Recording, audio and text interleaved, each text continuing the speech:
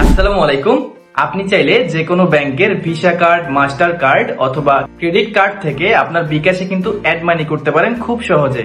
তো আপনি চাইলে সব ব্যাংকের কার্ড থেকেই কিন্তু আপনি অ্যাড মানি করতে পারবেন না। তো যেগুলো হচ্ছে বিকাশে লিস্টেড করা আছে ওই ব্যাংক অথবা ওই ব্যাংকের কার্ডের মাধ্যমে আপনি বিকাশে অ্যাড মানি করতে পারবেন। তবে মনে রাখতে হবে আপনি কিন্তু প্রতিদিন সর্বোচ্চ 30,000 টাকা অ্যাড মানি করতে পারবেন এবং 5টা ট্রানজেকশন করতে পারবেন এবং প্রতি ট্রানজেকশনে কিন্তু আপনার 14 টাকা 90 পয়সা করে কেটে নিবে। ধরেন আপনি কোনো একটি জায়গায় গেলেন, সেখানে কোনো প্রকারের এটিএম বুথ নেই, তবে বিকাশ আছে।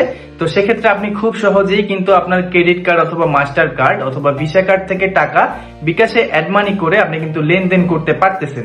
তো আপনাদের সবার কাছে একটা রিকোয়েস্ট থাকবে, ভিডিওতে একটা লাইক দিয়ে ভিডিওটি কন্টিনিউ করবেন, পাশাপাশি ভিডিওটি সম্পূর্ণ দেখার চেষ্টা করবেন। তো সরাসরি বিকাশ অ্যাপস এর মধ্যে প্রবেশ করলাম। তো বিকাশ অ্যাপস এর মধ্যে প্রবেশ করবেন এবং এখানে দেখতে পাচ্ছেন অ্যাড মানি একটা অপশন। তো আমরা এখান থেকে অ্যাড মানি করব না, প্রথমে আমরা কি করব, কার্ড অ্যাড করব। যে কার্ড আমি অ্যাড করতে চাচ্ছি ওই কার্ডটা আমি সাথে নিয়ে নিয়েছি এবং ব্যাংক অ্যাকাউন্ট যে নাম্বার দিয়ে খুলেছিলাম ওই নাম্বার কিন্তু আমার ফোনে ইনপুট আছে, আপনারাও ওই নাম্বারটা সাথে রাখবেন। তো প্রথমে আপনারা কি করবেন, এখানে বিকাশ অ্যাপসে আসার পরে এখানে দেখতে পাচ্ছেন প্রোফাইল অপশন, এই প্রোফাইলের উপরে ক্লিক করবেন। তো আমি এখানে প্রোফাইলের উপরে ক্লিক করলাম। তো এখানে দেখতে পাচ্ছেন সেভ করা কার্ড, এখানে ক্লিক করবেন। তো দেখতে পাচ্ছেন আমার কোনো কার্ড কিন্তু অ্যাড করা নাই। তো যেহেতু কার্ড অ্যাড করা নাই তো আমি একটা নতুন কার্ড অ্যাড করব, ঠিক আছে। এখানে নতুন কার্ড যোগ করুন, এখানে ক্লিক করবেন। ক্লিক করার পরে আপনার কার্ডটি কোন ধরনের, ভিসা কার্ড অথবা আমেরিকান এক্সপ্রেস অথবা সিটি ম্যাক্স, ঠিক আছে। তো কার্ডের উপরে দেখবেন লেখা আছে যে কার্ডের নাম কি, ভিসা নাকি আমেরিকান এক্সপ্রেস বা সিটি ম্যাক্স। তো সেখানে আমারটা হচ্ছে ভিসা কার্ড, ভিসার উপরে ক্লিক করব। তো দেখেন এরকম একটি পেজ কিন্তু ওপেন হবে। এখন আপনি অ্যাড মানি কি আপনার বিকাশ অ্যাকাউন্টে করতে চাচ্ছেন নাকি অন্য কারো বিকাশ অ্যাকাউন্টে পাঠাতে চাচ্ছেন সেটাও করতে পারবেন, ঠিক আছে। যদি আপনার অ্যাকাউন্টে টাকা অ্যাড মানি করতে চান তাহলে এখানে আমার অ্যাকাউন্টে ক্লিক করবেন, মানে এটাই রাখবেন। আর যদি অন্য কারো অ্যাকাউন্ট হয় তো আপনি এখানে অন্য অ্যাকাউন্ট ক্লিক করবেন। তো অন্য অ্যাকাউন্টে আসার পর দেখেন যার নাম্বারে টাকা পাঠাবেন তার নাম্বারটা এখানে দিতে হবে, ঠিক আছে।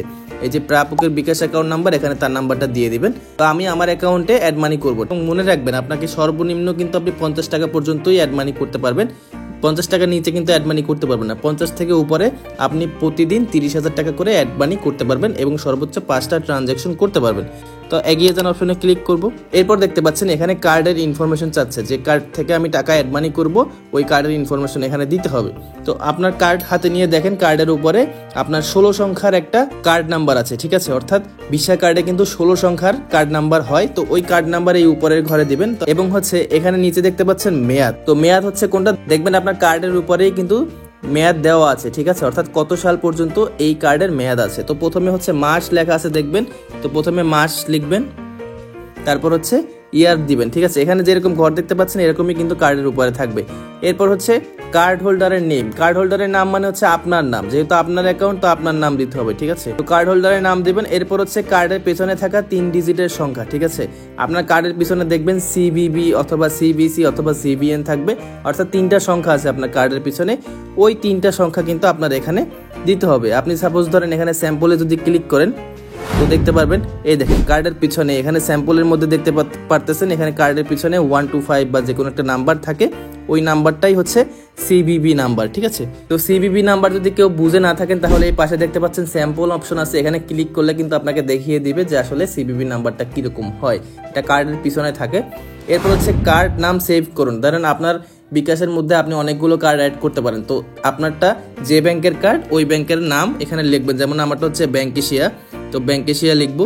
তো দেখতে পাচ্ছেন আমি কিন্তু আমার কার্ডের সব ইনফরমেশন দিয়ে দিয়েছি। এখন আমি এগিয়ে যান অপশনে ক্লিক করব।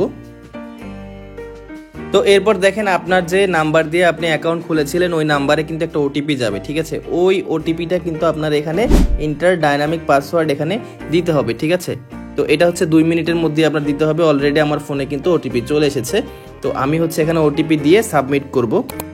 তো এরপর হচ্ছে যে আপনার পেমেন্ট কিন্তু সাকসেসফুল হবে এরকম একটা মেসেজ চলে আসবে। যেহেতু আমার অ্যাকাউন্টে কোনো টাকা নেই সেক্ষেত্রে আপনার পেমেন্ট রিকোয়েস্টটি সফল হয়নি আসতেছে। তো আপনাদের অ্যাকাউন্টে টাকা থাকলে অবশ্যই আপনাদের এখানে সাকসেস হবে, ঠিক আছে। তো আমি হোমে ফিরে যাব। তো অনেকে কি করে, ডাচ বাংলা ব্যাংকের কার্ড থেকে কিন্তু অ্যাড মানি করার চেষ্টা করে। ডাচ বাংলা ব্যাংকের কার্ড থেকে কিন্তু আপনার অ্যাড মানি হবে না বিকাশে, তার সেক্ষেত্রে আপনার কিন্তু বিনিময় অ্যাকাউন্ট থাকতে হবে, ঠিক আছে। বিনিময় অ্যাকাউন্ট যদি থাকে বিনিময় অ্যাকাউন্টের মাধ্যমে কিন্তু টাকা আনতে পারবেন। তো সেগুলো আমি অন্য একটা ভিডিওতে দেখাবো কিভাবে ডাচ বাংলার ব্যাংক থেকে বিকাশে অ্যাড মানি করবেন। এবং আপনি যদি কোনো ব্যাংক অ্যাকাউন্ট থেকে টাকা আনতে চান তো সেক্ষেত্রে অ্যাড মানিতে ক্লিক করবেন।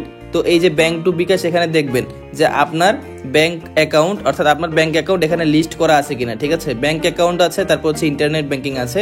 তো ইন্টারনেট ব্যাংকিং এর উপরে যদি ক্লিক করেন তো দেখবেন এখানে কিন্তু সব ইন্টারনেট ব্যাংকিং এর লিস্ট চলে এসেছে। এইগুলোর মধ্যে যদি আপনার ব্যাংক অ্যাকাউন্ট হয় তো সেক্ষেত্রে আপনি টাকা আনতে পারবেন, অথবা আপনি যদি ব্যাংক অ্যাকাউন্টে যান তো সেক্ষেত্রে এখানে ব্যাংক অ্যাকাউন্টের লিস্ট কিন্তু আছে। এই ব্যাংক অ্যাকাউন্টের মাধ্যমেই কিন্তু আপনি, এখানে একটা অপশন আছে লিঙ্ক, ঠিক আছে, এখানে ক্লিক করবেন। তো দেখেন এখানে একটা লিঙ্ক অপশন আছে। লিঙ্কের মানে হচ্ছে যোগ করা ব্যাংক অ্যাকাউন্টে অ্যাড মানি ব্যাংক টু বিকাশ এবং বিকাশ টু ব্যাংক দুটোই করতে পারবেন।